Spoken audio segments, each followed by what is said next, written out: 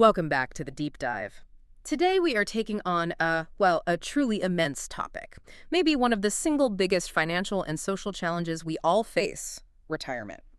And it's so much more than just, quitting your job.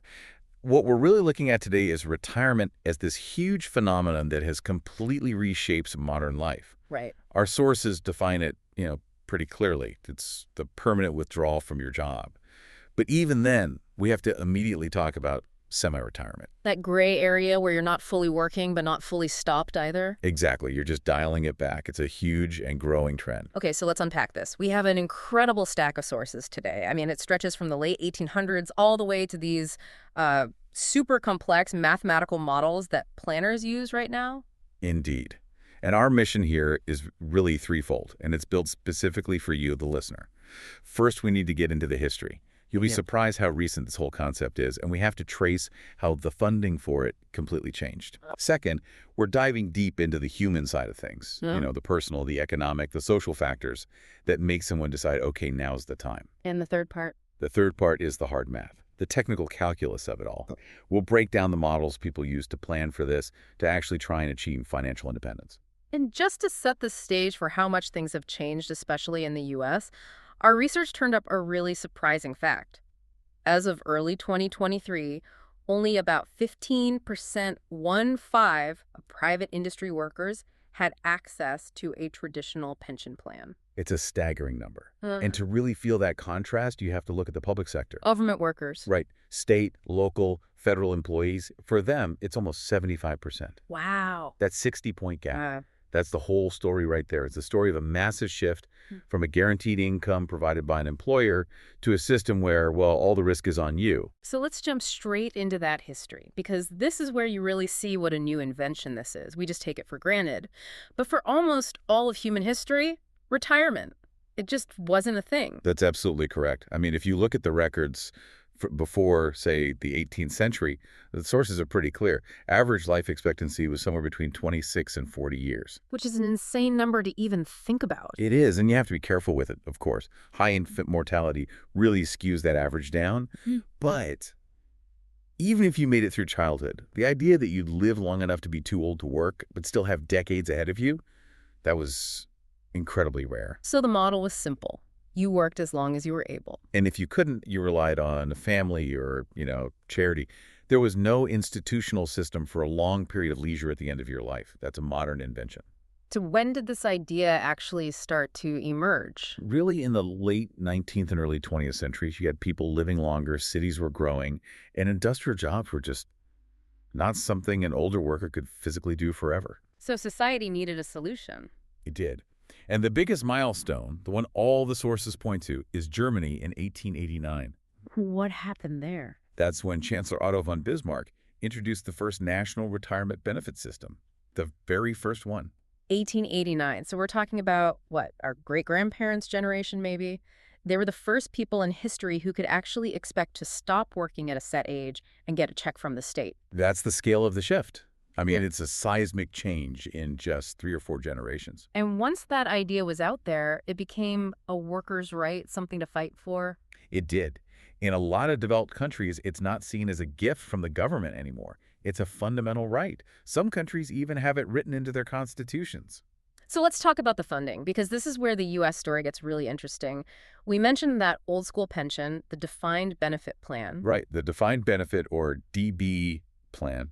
It was a promise. A promise of what? A promise from your employer that starting at a certain age, you would get a specific, predictable monthly payment for the rest of your life. And crucially, the company was on the hook for all the investment risk. That sounds pretty good. So what happened to it? Why is it so rare now in the private sector? In a word, risk. Companies started to realize that guaranteeing those payments for a workforce that was living longer and longer, it created these huge, unpredictable liabilities on their balance sheets. It was too expensive and too risky for them. Exactly. Which leads us straight to the new standard, the defined contribution, or DC plan. The 401k, the IRA, the things we all have now. Right. And the defining feature of the DC plan is that massive shift in responsibility we talked about. How so? Well, in a DC plan, your employer might contribute some money. Maybe they'll match what you put in. but they make zero promises about what you'll get at the end. The final amount depends entirely on how much you save, what you invest in, and, well, how the market does. Precisely. All of that risk, the market risk, the risk you'll live too long and run out of money, it moved from the company's books directly onto your shoulders. Which is why, financial literacy isn't just a nice skill to have anymore. It's a survival skill. You have to be your own portfolio manager now, your own risk analyst. Before we move on, let's circle back to that idea of pre-retirement for a second. It sort of challenges the whole idea of a permanent stop. It does. The sources see it as people looking for an alternative to that hard binary choice. Either you're working 60 hours a week or you're doing nothing. So people are finding a middle ground. They are. They might cut back their hours or become a consultant or switch to a less stressful part-time job that they actually enjoy. Is that a choice or is it a necessity? It's a mix. For some, it's absolutely a lifestyle choice, a way to downshift. But for a lot of people, especially those who caught the tail end of that shift from pensions to 401k, the math is just harder. So they have to keep working in some capacity. They do. To bridge a financial gap, maybe to keep their health insurance until Medicare kicks in, or just to delay taking Social Security for a few more years to get a bigger check. Okay, so that's the foundation. Let's move on to the age itself, the standard retirement age. The data we looked at shows it varies wildly across the globe, right? Somewhere between 50 and 70. The variability is huge, but the big macro trend, the thing you really need to grasp, is that in most developed countries, that age is slowly but surely creeping up. And this is just a matter of demographics and math, isn't it? It is. People are living longer, healthier lives. So the public pension systems, like Social Security in the U.S., they have to pay out benefits for more and more years. And if the money coming in stays the same, but the money going out for longer, you've got a problem. You've got an insolvency problem. Yeah. And you only have a few levers to pull. You can cut benefits, you can raise taxes, or you can push back the age when people can claim. Most countries have chosen to push back the age. So what are some of the examples the sources give us? Well, here in the U.S., the full retirement age for Social Security is gradually moving up to 67. That should be finished by 2027. Okay. You see a similar thing in Spain. They're moving from 65 to 67. And of course, there's France. Right, there were massive protests there over this. Huge protests. But they're still in the process of raising their age from the low 60s to the mid to high 60s. It just shows that even when the math is simple, the politics are incredibly difficult. And sometimes, when a system is really on the brink, the changes can be much more drastic. The example of Iran comes to mind. That's a really instructive case. They were facing a potential bankruptcy of their Social Security system. What did it do? They massively increased the work requirement. The sources say workers now need a 42-year history of paying into the system to get full benefits. 42 years. 42 years. That means you basically have to start working full-time without any long breaks from the time you're a teenager just to qualify. It's an extreme measure, but it shows what can happen when the numbers don't add up. But even as the general age is going up, there are these really interesting exceptions to the rule. Groups that can retire much, much earlier. Yes. And these exceptions are sort of a societal bargain. We see it in high-stress, dangerous professions. Like police officers. Exactly. In many places, police can retire with half pay after just 20 years of service. That means they could be retiring in their early 40s. Or they can go 30 years and get three-quarters pay. And the military has a similar structure. A very similar system. After 20 years of active duty, you're eligible for retirement. The system recognizes the physical toll, the risk, the burnout, and it gives them an off-ramp that the general public just doesn't have. That contrast is incredible. A police officer potentially retiring at 42 while an office worker is trying to make it to 67. It's not one system, it's a whole patchwork. It is. And to understand how that patchwork really affects people's decisions, researchers need amazing data. And that brings us to the big longitudinal studies our sources focused on. And when we say longitudinal, we mean studies that follow the same exact people for decades, right? That's right. And it's so powerful because retirement isn't just one decision you make on your 65th birthday. It's the end result of decades of your health, your wealth, your family, all changing over time. A snapshot just can't capture that. The big one in the U.S. is the Health and Retirement Study, or HRS. Yes, the HRS is the absolute gold standard. It started back in 1992, and every 2 years, it surveys this huge, nationally representative group of Americans over the age of 50. And they're asking about more than just their 401k balance, I assume? Oh, much more. Of course, they get deep into the financials, assets, income, pensions. But what makes it so rich is that they also track health conditions like diabetes or joint problems. They track work history, family changes, even psychosocial things like how optimistic you are or how much risk you're willing to take. So you could see if someone's personality in their 50s predicts their retirement timing in their 70s. Exactly. It's the engine behind almost all modern retirement research. And the brilliant part is they designed it to be replicated in other countries. Which is where the European studies come in. Right. You have the English Longitudinal Study of Aging, or ELSA, and then there's SHARE, the Survey of Health, Aging, and Retirement in Europe. And share is huge. It's monumental. It covers 14 countries in Europe, plus Israel. And because it's modeled on the HRS, researchers can make these amazing cross-national comparisons. They can ask, is this behavior we see in the U.S. a universal human thing, or is it just a weird side effect of our specific Social Security system? So we basically have this global laboratory that's been running for 30 years, tracking everything about aging. And that's the foundation for understanding what really drives these decisions. Okay, so with all that incredible data as a backdrop, let's drill down into the factors themselves. And the first one is what the sources call the financial magnet. There's this really interesting clustering effect. It's one of the most solid findings across all these studies globally. People are overwhelmingly more likely to retire exactly on their birthday when they become eligible for a pension. So in the U.S., that's age 62 for early Social Security, and then the full retirement age, 65 or 67. Exactly. Those ages act like powerful magnets, pulling people out of the workforce. And here's the paradox, right? The actual financial difference between retiring at, say, 62 versus 63 is often what's called actuarially fair. Let's unpack that term. Actuarially fair means that, on average, the total lifetime benefit you're expected to get is about the same. How does that work? Well, if you retire early, your monthly check is smaller, but you get more of them. If you wait, your check is bigger, but you get fewer of them. So in theory, it's a wash. The math is neutral. So if the math is a wash, why does everyone rush for the exit at 62?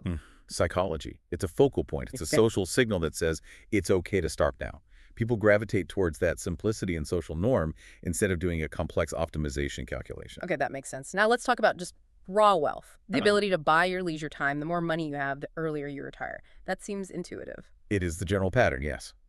But it's actually tricky for researchers to prove that wealth causes early retirement. Why is that? Because maybe the people with high wealth are just the type of people who are disciplined savers, and that discipline is what's really driving the early retirement plan, not the money itself. It's a classic correlation versus causation problem. So how did the researchers get around that? How did they isolate the pure effect of wealth? They looked for what they call an exogenous wealth shock, basically a windfall of money that you didn't plan for or earn through your own discipline. Like winning the lottery. Or, the best example from the HRS data, receiving a large inheritance. A slightly morbid research tool, but very effective. Very effective. And the data is so precise, they found that receiving an inheritance increases the probability of retiring earlier than you expected by 4.4 percentage points. And what is that in relative terms? It's about a 12% jump compared to the baseline retirement rate. It's a clean, direct signal. When unexpected money shows up, a significant number of people use it to buy back their time. All right, let's tackle a big one. Economic shocks. Specifically, the 2008 financial crisis. The story we all heard was that everyone's 401k got destroyed, so people had to delay retirement for years. That was the narrative, absolutely. But the research we looked at, it really challenges that. It does, significantly. The HRS data showed that older workers, the ones closest to retirement, often had less exposure to the stock market crash than you'd think. Why? Because they'd already moved their money into safer things. Exactly. They were already in more conservative bonds and fixed income stuff. So while it hurt, it wasn't as catastrophic for the 60-year-old as it was for the 40-year-old. But the chaos of the recession still had a huge effect. What about layoffs? That's the key. That was the real story. Another study looked at job losses during that time, and the layoffs hit older, more expensive workers really hard. It was a massive push factor. So they didn't choose to retire, they were forced out. And that effect was so powerful, the researchers estimate that the increase in retirements due to layoffs was almost 50% larger than the decrease in retirements due to the stock market crash. Wow. So the net effect of the Great Recession was actually more retirements sooner. That's what the data suggests. Being pushed out of your job was a much bigger driver than pulling back because your portfolio took a hit. Okay, shifting gears to health. The link here seems obvious. Poor health leads to early retirement. It's a very strong and consistent link. The research points to specific chronic conditions. Things like hypertension, diabetes, joint diseases. They all correlate with a higher chance of leaving the workforce early. Now, the sources mention something called justification bias, the idea that someone might quit their job because they hate it, but then tell the survey it was because of their bad back. It's a possibility researchers always have to consider. Yeah. But the link between objective health data and retirement timing is so strong that most believe that bias is a pretty small effect. But there's a flip side to this health story, a really critical one. There is. And it's a powerful warning. Some of the U.S. studies using that same HRS data show the causal arrow can point the other way. You mean retirement can make your health worse? It can. Both physical and mental health have been shown to decline after retirement in some people. How is that possible? You have to think about what work provides beyond a paycheck. It's routine, it's social interaction, it's cognitive challenge, it's a sense of identity. When you suddenly remove all of that structure, it can lead to loneliness, less physical activity, and a real decline in well-being. So your retirement plan needs to be more than just a financial plan. It needs to be a life structure plan. It absolutely does. Let's talk about another huge factor, your spouse. This decision is rarely made alone. Almost ever. Most people are married at retirement age, and there's a very strong tendency to coordinate. The data is clear. Men are much more likely to retire if their wives are already retired, and the same is true for women. That makes sense. You want to have your leisure time together. Right. And it can create interesting timing issues since husbands are often a few years older than their wives. One person might have to wait, or the other might have to go a bit earlier to sync up. The European data had some fascinating findings on family size and gender, didn't it? It did. A study in Spain found that for older men, having a larger household, more kids or other dependents living at home, actually made them less likely to retire. An income effect. A clear income effect. You got more mouths to feed, so the pension check alone isn't going to cut it. You have to keep working. And what about the difference between Western and Eastern Europe? A really sharp contrast. In the old member states, the more established Western European countries, women tended to retire earlier than men. Okay. But in the new member states, in Eastern Europe, it was the opposite. Men retired less than women. Why the reversal? Researchers point to bigger gender wage gaps and larger family sizes in those economies. In a situation where the man is the primary breadwinner by a large margin, he has to keep working longer to make sure the household finances are stable enough for both of them to retire. So local economic reality just completely shapes the decision. Every time. Which leads to the last factor, the local labor market itself. The UK data on this was just stunning. What did it show? It showed that where you lived and what the job market was like when you were young could cast this incredibly long shadow over your entire career. How so? Specifically, workers who were exposed to high unemployment rates in their local area when they were, say, 26 years old. They showed poor health and were less likely to be employed near retirement age decades later. So a recession in your 20s could actually impact your health and job prospects in your 60s. That's the finding. It's a cumulative effect. The decision you make at 62 isn't made in a vacuum. It's the end result of a lifetime of economic opportunities and setbacks. Okay, we've covered the history and the human factors. Now let's get into the hard math, the calculus of actually planning for this. And the goal is simple, right? Financial independence. The goal is simple, but the process is anything but. The sources really stress that good planning has three parts. You have to assess where you are, identify what you need to do, and then, actually develop the discipline to do it. The sources break a good plan down into three big domains: financial, health, and personal.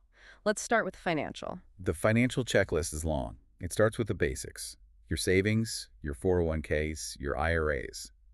Then you have to map out all your future income streams, Social Security, any pensions, maybe an annuity. And budgeting. Detailed budgeting. Yeah. Not just for your needs, but for your wants. A lot of people find their spending actually goes up in early retirement. And then you get into the really complex stuff, planning for inflation, planning for taxes, figuring out the most tax-efficient way to draw down your money. Okay, next is the health domain. And in the U.S., this feels like the biggest financial wildcard of all. It absolutely is. You have to have a plan for Medicare at 65 and for the supplemental insurance you'll need to fill the gaps. And the big one that people ignore is long-term care. Right. How are you going to pay for that if you need it? And the sources specifically call out Health savings accounts, HSAs, as a critical tool here. Because of the tax advantages. The triple tax advantage. Your contributions are tax deductible, the money grows tax-free, and your withdrawals for medical expenses are tax-free. It's the most powerful tool there is for funding future healthcare. And finally, the personal planning domain. This is where the numbers meet reality. This is where you ask the big questions. What kind of life do you actually want to live? Do you want to travel? Where do you want to be? And then you have to model the great unknowns. Like what? Market returns, inflation, and the big one. How long are you and your spouse going to live? And you can't just use today's averages. You have to plan on living longer than that. So when you're starting this process, do you try to do it all yourself or do you hire someone? The whole DIY versus planner debate. The DIY route is more possible than ever. There are some really sophisticated online tools out there. But a good planner can be invaluable. The key thing our sources warn about is understanding how they get paid. Fee-based versus commission. Exactly. A fee-based planner charges you for their time and advice. A commission advisor gets paid to sell you specific products. And you just have to be aware that that commission structure can create a potential conflict of interest. Okay, let's get into the real technical stuff. The sources start with a really simple model to illustrate the savings burden. The zero real interest rate model. This is a great thought experiment. It strips away all the noise of the market and just looks at the raw numbers. It assumes your investments earn 0% after inflation and taxes. So your money doesn't grow at all in real terms. Not at all. Which means every single year you work has to pay for itself, plus its share of all your years in retirement. So let's use the simple example. You work 1 year, you retire 1 year. Then you have to save half your pay, 50%. You spend half, you save half. That 1 year of saving funds, your 1 year of retirement. What about a more realistic scenario? Work 40 years, retire for 20 years. Okay, so every year of work has to support itself, plus half a year of retirement. So you need to save a third year income, 33.33%, every single year for 40 years. That really puts the scale of the challenge in perspective. And there's a formal formula for this, right? That includes a replacement ratio. Right. The replacement ratio is just the percentage of your pre-retirement income you want to live on. The formula is a bit much for radio, but let's use the example from the sources. Okay. They say you work 35 years and you want to be retired for 30 years, living on 65% of your old income. 35 working, 30 retired. Right. When you run those numbers through the formula, it tells you that you need to save 35.78% of your pay every year for 35 years with zero return. It just shows you the baseline commitment. But of course, we don't live in a world with zero returns. We live in a world with volatile, unpredictable returns. And that's where stochastic modeling comes in. This is where we have to leave the simple spreadsheet behind. Because retirees face two enormous, terrifying risks. The first is longevity risk, not knowing how long you'll live. The second is market risk. And specifically, something called sequence of returns risk. Yes, and it's so important to understand this. It's the risk that you get terrible market returns right at the beginning of your retirement. Why is that so much worse than getting them later? Because that's when your portfolio is at its biggest. If the market crashes in your first few years of retirement, you're forced to sell your assets at bargain basement prices just to live, and you can permanently cripple your portfolio's ability to recover. The order of the returns matters immensely. So a simple spreadsheet that just assumes an average 7% return every year is basically useless. It's dangerously misleading, which is why planners use Monte Carlo simulations. Okay, that sounds advanced. Break that down. Imagine running your retirement plan through a computer simulation, not once, but 10,000 times. Each time, the computer uses random but realistic values for things like market returns and inflation. So you're creating 10,000 possible futures for your portfolio. Exactly. And the output isn't a single number. It's a probability. It tells you, based on all this, your plan has an 85% chance of success. It gives you a way to manage the uncertainty. And what about the other big uncertainty, longevity? How do you mitigate the risk of just living too long? The main tool for that is an inflation-indexed life annuity. An insurance product. It is.